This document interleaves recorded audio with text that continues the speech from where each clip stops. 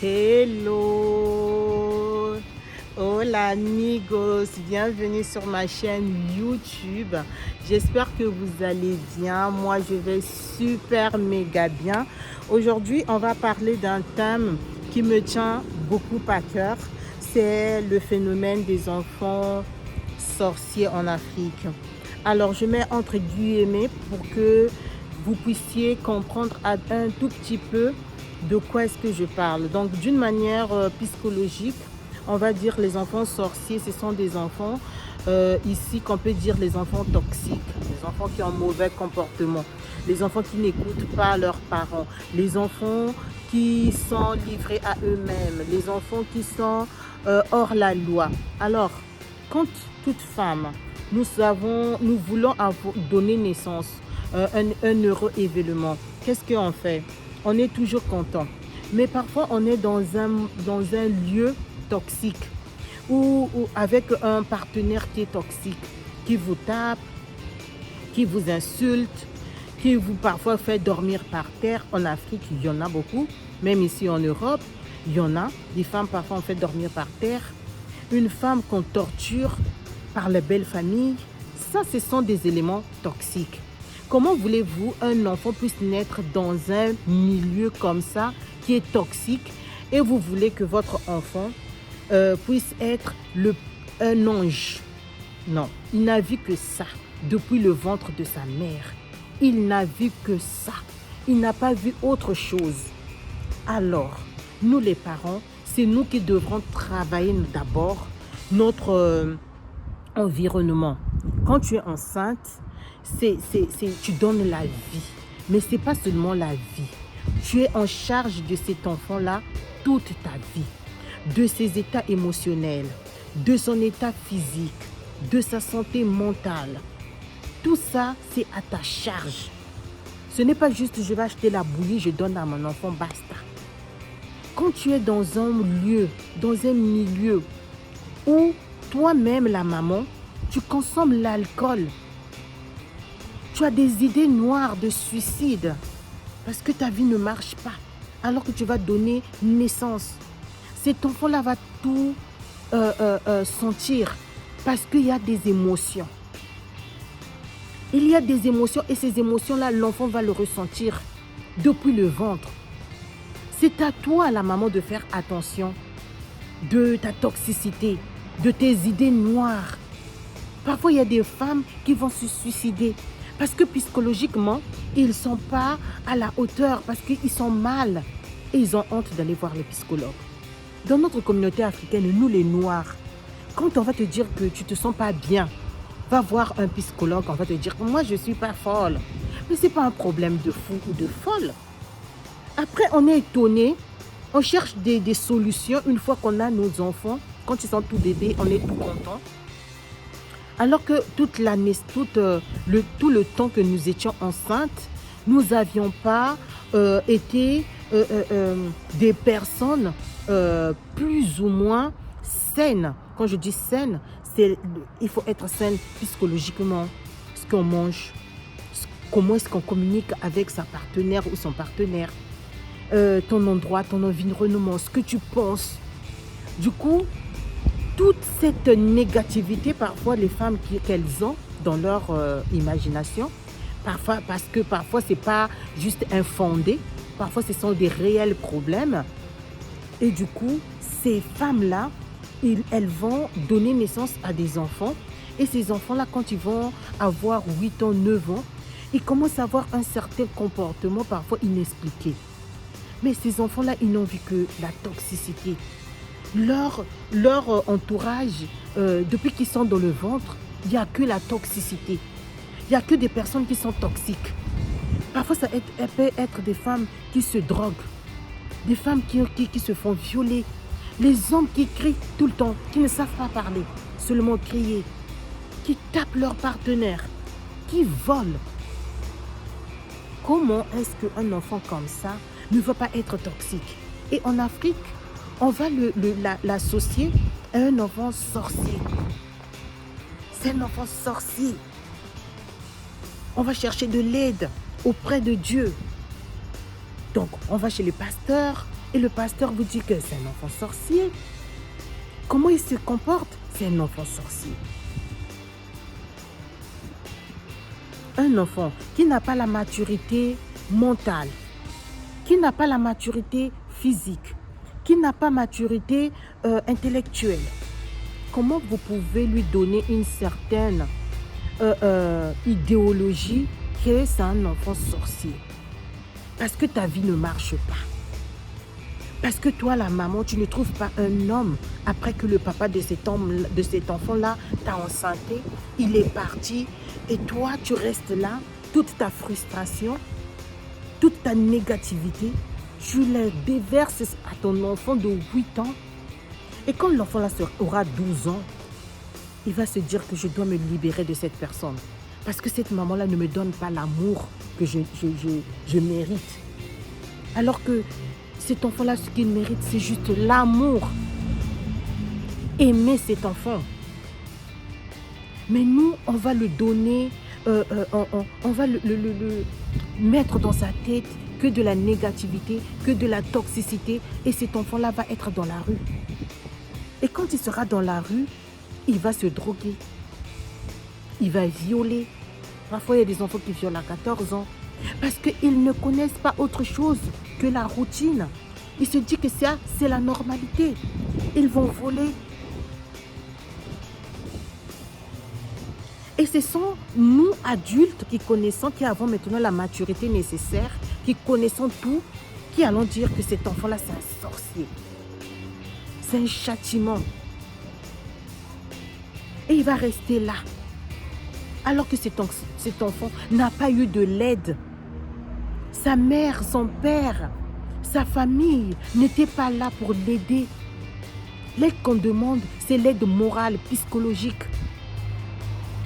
Passer toute sa grossesse, on t'insulte, on te roue des coups, tu bois, tu te drogues et tu veux que ton enfant puisse être le premier de la classe. Malheureusement, c'est un enfant toxique qui va naître. Et cet enfant toxique-là, tant qu'on n'a pas trouvé la solution, on n'a pas trouvé des psychologues, on n'a pas trouvé des bonnes personnes de bonne moralité, on ne l'a pas bien orienté, on n'a pas changé de disque dans sa tête, genre, ce que tu as vécu jusqu'ici, ce n'est pas la réalité. Ce n'est pas tout ce qui se passe, ce n'est pas la vraie vie. Il y a une autre vie. Donnez une seconde chance à cet enfant. Aidez cet enfant. L'accompagner, l'éduquer d'une autre manière, le faire sortir dans la toxicité que tu es. Les gens ne connaissent pas la toxicité. Ils pensent que la toxicité est seulement taper. Non. Quand tu déverses ta haine envers ton enfant parce que le papa est parti, tu commences à l'insulter. Je ne te donne pas à manger parce que ton père est parti. Est-ce qu'il m'a donné l'argent? Mais lui n'était pas là quand tu t'es rencontré avec le père. C'est pas à elle, c'est pas à lui de subir ta frustration. Et la frustration, quand ça se multiplie avec des actes nocifs, cet enfant-là deviendra toxique. Et c'est un futur pervers, parfois narcissique. Ces mamans qui ne cherchent pas de l'aide, qui attendent que le Saint-Esprit puisse descendre pour pouvoir les aider. Moi, je sais que Dieu va m'aider. Mais l'aide que tu demandes de Dieu, c'est pour que tu puisses le pratiquer ici sur terre. D'abord, tu dois demander de l'aide. Et cette aide-là, tu dois l'appliquer pour qu'on voit que tu as vraiment reçu l'aide. Malheureusement, tu négliges ton enfant. Tu mets ton enfant dans la rue. Et c'est toi qui viens dire que je veux de l'aide. Mais de quelle aide on parle? Allez chercher de l'aide aux professionnels pour que nos enfants, demain, ne soient pas indexés. Parce qu'ils sont toxiques. Ici, en Europe, on ne va pas vous dire que c'est un enfant sorcier. C'est juste un enfant toxique. Mais la faute à qui? Aux parents, qui étaient eux-mêmes des toxiques, des personnes toxiques, et qui ne savent pas qu'ils le sont. Et on commence à indexer nos enfants. Nous, en Afrique, c'est des enfants sorciers. Mais comment on a appris ça? un enfant de 8 ans, parfois de 2 ans, à qui on a déjà mis dans sa tête, dans sa petite tête, le pauvre enfant, que c'est un enfant sorcier. Et il le dit fièrement. Je vais aller, je ne sais pas où, je dois être dehors parce que je suis un sorcier. Être sorcier, ça veut dire que c'est un enfant toxique. Mais ça vient d'où? La Genesis, c'est-à-dire la Genèse, ça a commencé où? Pour que cette toxicité-là puisse être à cet enfant. Pourquoi? Après, je sais, il y a des situations en Afrique qui sont vraiment pas possibles. Il y a des gens qui n'ont pas fait d'études, qui ne savent pas, qui pensent que ce que je suis en train de dire ou de faire, c'est la normale. Mais quand on cherche de l'aide, quand on va chez les pasteurs ou chez les personnes qui savent ce qu'ils sont en train de faire, quand on ne sait pas, on doit se taire. Parce qu'on est en train de détruire nos parents qui n'ont pas fait beaucoup d'études. On leur met des choses dans la tête, genre, vous êtes des parents monstrueux, alors que c'est juste qu'il ne connaît pas, qu'il a des problèmes psychologiques, qu'il doit voir un psychologue. Et je suis sûre et certain, aucun de ces personnes-là qui sont habilitées à sauver ces âmes puisse leur dire que je veux prier pour toi, mais va voir aussi la personne qui est habilitée parce que tu as des pensées suicidaires. Quand une personne a des pensées suicidaires, quand il te dit que ma vie est fichue, je n'ai plus d'autres choses à faire, ne lui dites pas aller méditer Matthieu 5. Non, non, non, non, je suis désolée. Dites-lui que il y a un problème psychologique. Ce que tu as subi, ce n'est pas normal. Tu dois chercher de l'aide. S'il n'y a pas de l'aide, aujourd'hui avec les réseaux sociaux, s'il n'y a pas des professeurs, il n'y a pas des psychologues, il n'y a pas l'argent, parce que ça peut aussi arriver. Aujourd'hui, sur les réseaux sociaux, il y a des gens qui se prétendent connaître, il y a des gens qui ont de bonnes moralités, qui donnent des bons conseils. Écoutez au moins ces conseils-là. Mais il y en a d'autres qui viennent encore appuyer sur la plaie qui est déjà ouverte. On ne vient pas penser. On vient juste mettre, je ne sais pas, des choses qui vont encore raviver cette colère au fond pour dire que, il n'y a plus de solution. Si toi, tu ne vas pas t'asseoir à l'église, tu ne dors pas à l'église, ton enfant sera comme ça et son enfant sera comme ça. Parce qu'on te l'a mis dans la tête. Il y a beaucoup de gens africains qui ont des problèmes psychologiques, sans que ce soit des maladies, sans que ce soit des pathologies. Mais parce qu'il y a toujours eu de la négativité dans leur vie. Ils ont toujours été dans un endroit où rien de bon n'y est. Et il y a aussi une catégorie de personnes, des parents, qui sont, je peux dire, flexibles. C'est-à-dire qu'ils ont vécu tellement dur dans leur enfance. Il n'y avait rien à manger, il n'y avait pas ceci, il n'y avait pas cela. Aujourd'hui qu'on a l'argent, on a travaillé dur, on va donner tout ce qu'on veut à nos enfants. Tout parent veut le bonheur de ses enfants. Tout, même ceux qui sont vraiment dans la galère totale. Tout parent veut avoir un enfant qui va réussir, qui va être bien psychologiquement aussi. Sauf que certains de ces parents-là, sans le vouloir, vont contribuer à la toxicité de leurs enfants ou de leurs enfants. Pourquoi?